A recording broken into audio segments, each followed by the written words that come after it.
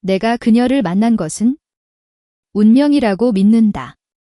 그녀를 처음 본 순간부터 내 마음은 걷잡을 수 없이 빨려들었고 이 감정을 설명할 수 있는 단어는 오직 운명이라는 말뿐이었다. 김은수. 그녀는 나이 40.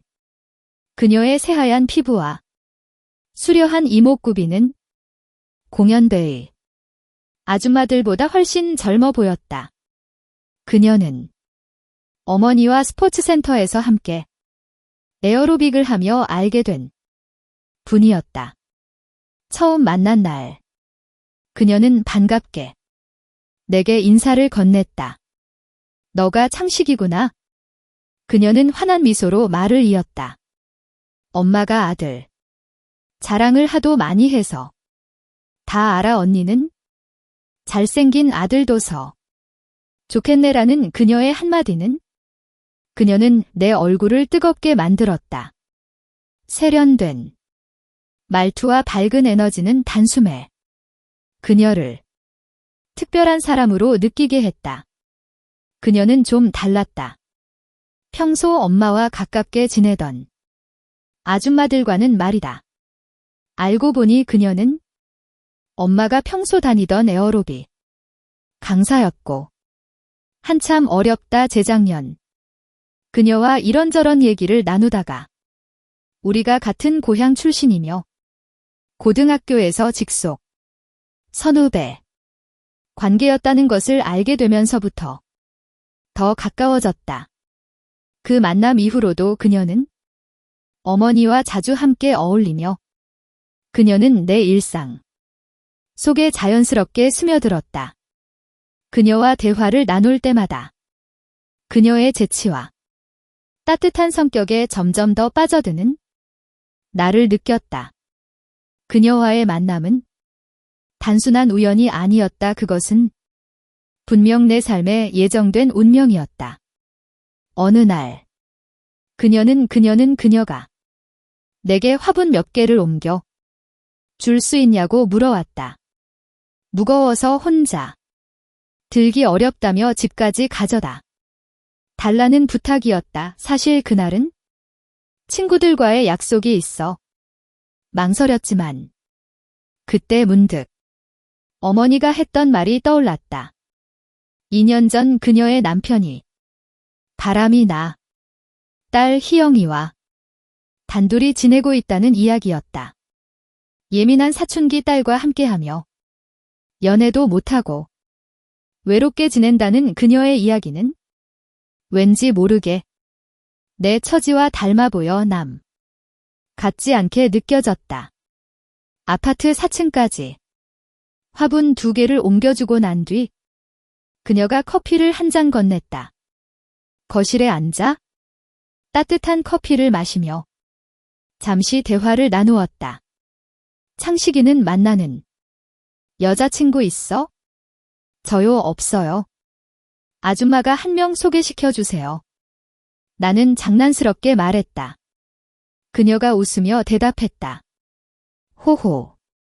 나한테 그런 재주가 어딨어. 내 주변엔 다 아줌마뿐인데. 그럼 안녕. 여러분. 아줌마는 남자친구 있으세요? 그녀는 남자라는 단어에 살짝 얼굴을 붉혔다. 나도 없어. 하고는 커피장 가장자리를 살짝 만지작거렸다.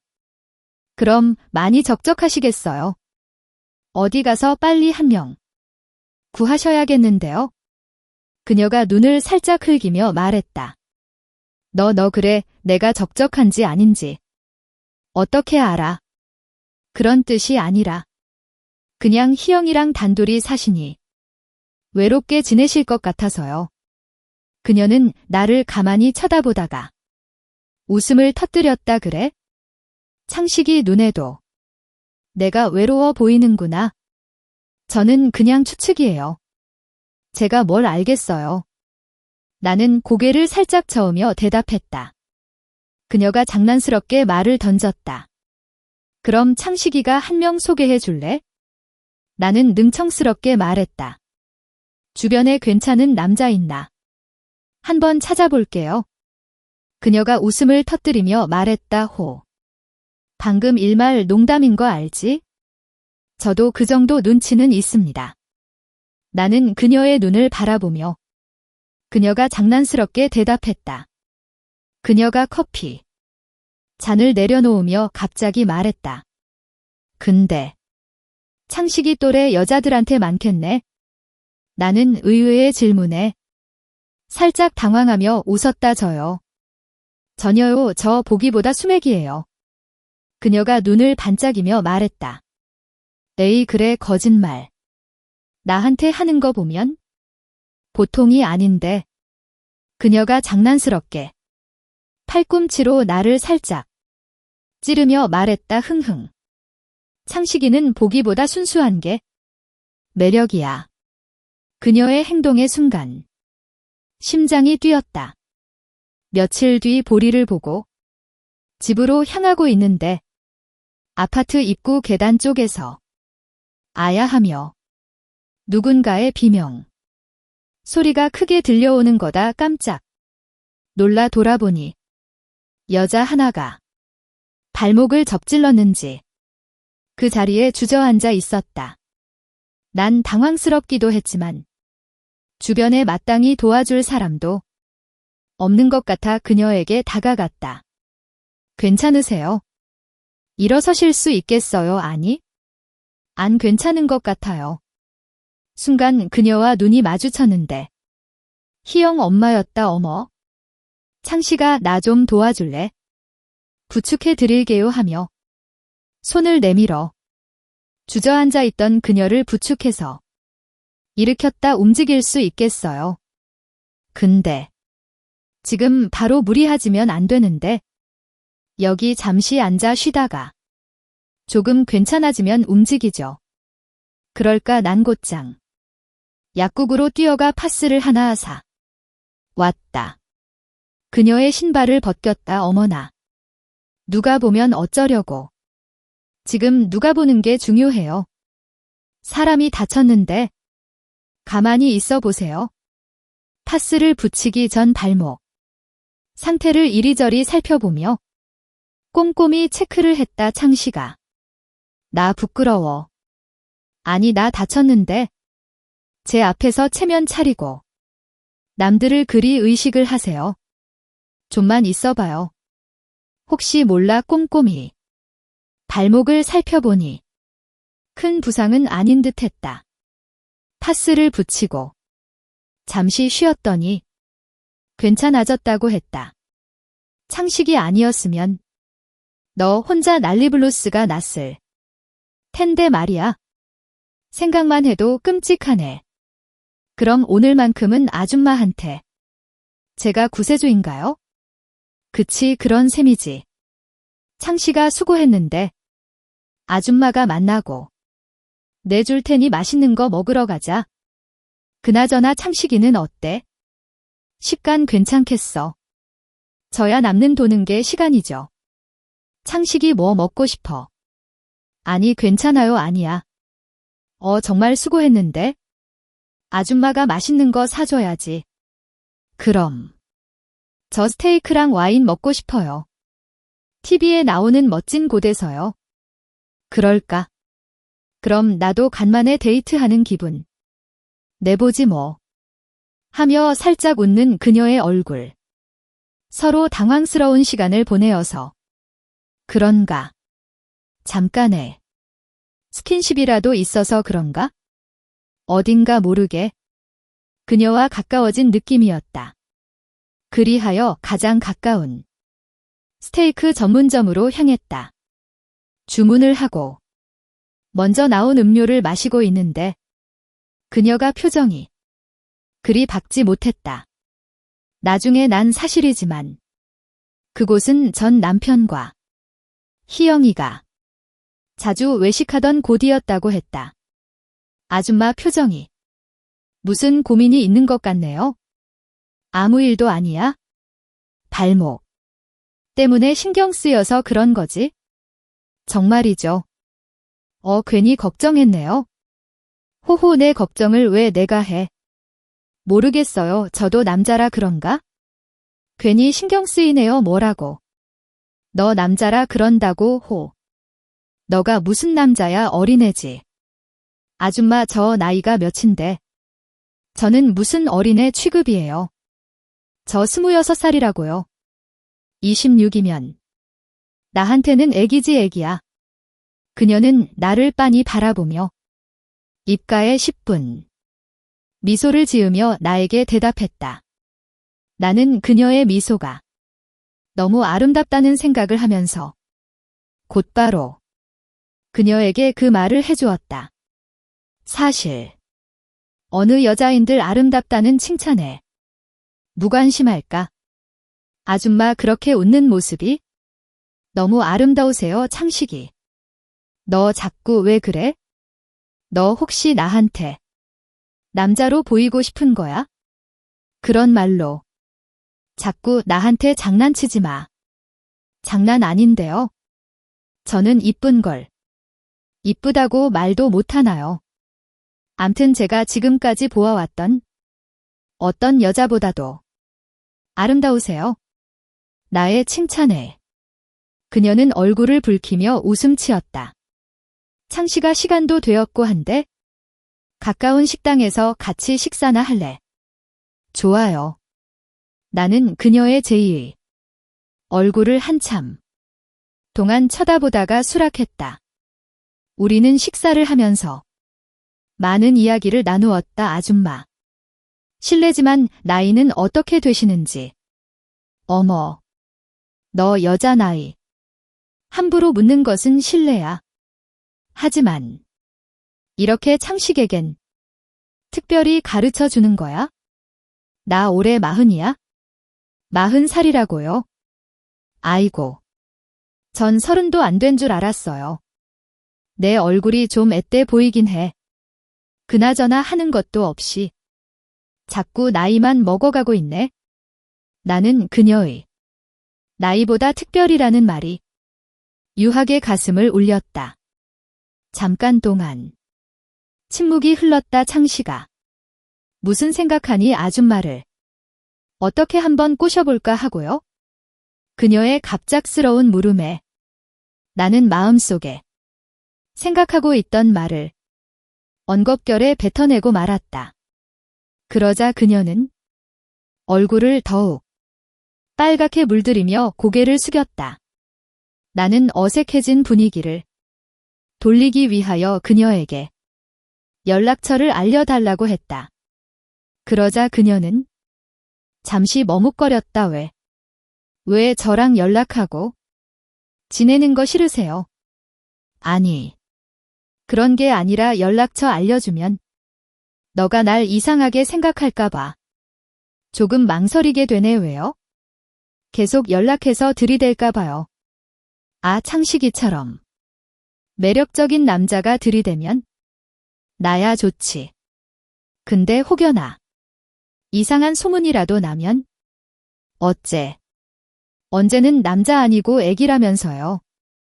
내가 아까부터 이상한 플러팅을 자꾸 하니깐 그때부터 남자로 보이네. 호호호 조심해서 만나면 되죠? 우리 둘을 누가 이상하게 보겠어요? 그래도 안녕. 그래 좀. 이후 그녀와 개인적으로 연락을 하며 지냈다. 보름이 지났다. 희영. 엄마에서 먼저 연락이 왔다. 희영이 학교에서 수련회 갔어. 집에 아무도 없는데 놀러 올래? 우리의 만남이 본격적으로 이루어진 게 그때부터였다. 나는 솔직히 연상에 대한 로망을 가지고 있던 것도 아니고 당시 여친과 갑자기 헤어지고 나서 외로움을 엉뚱한 데서 풀고 싶은 일탈 정도였다 할까? 가는데 20 정도 걸려요. 그래 천천히 와. 너 좋아하는 찜닭 만들어 놓고 있을게. 집에 가는 내내 여러 생각이 들었다. 영화에서 보는 그런 스토리가 전개될 수 있을까? 그녀는 은교처럼 말도 안 되는 연상연하 커플 말이다. 그녀 집에 도착하여 찜닭을 먹고 난 뒤 맥주를 한잔하다. 이런저런 얘기하면서 새벽까지 술을 마셨고 그 사람도 나도 그 시기에 여자와 남자가 필요했던 시기였기에 물 만난 고기란 표현이 맞을진 모르겠지만 암튼 우린 일사천리로 남녀 사이가 되어버렸죠. 그렇게 저와 여자친구는 취업을 준비하는 동안 만나 1년 넘게 연애를 했습니다.